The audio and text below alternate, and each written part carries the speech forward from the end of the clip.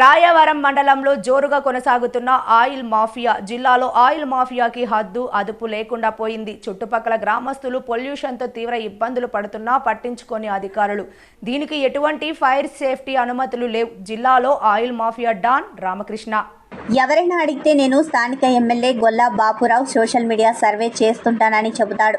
నా వెనుక అధికారులు, రాజకీయ నాయకులు అండదండలు ఉన్నాయి. మీరు ఏమీ చేయలేరు. అంతేకాకుండా మేము ఎవరికి ఇవ్వాల్సింది వారికి లోకల్లో అందరికీ సహకరిస్తున్నామని, అందువల్ల మమ్మల్ని ఎవరు ఏమీ చేయలేరు. అంతేకాకుండా దీనికి లైసెన్స్ ఉన్నదని చెప్తున్నారు. అసలు ఇల్లీగల్ వ్యాపారానికి లైసెన్స్ ఎవరిస్తారని అక్కడ ఉన్న ప్రజలు చెబుతున్నారు. దీని మీద తక్షణమే అధికారులు చర్యలు తీసుకోవాలని గ్రామస్తులు ఆవేదన వ్యక్తం చేస్తున్నారు.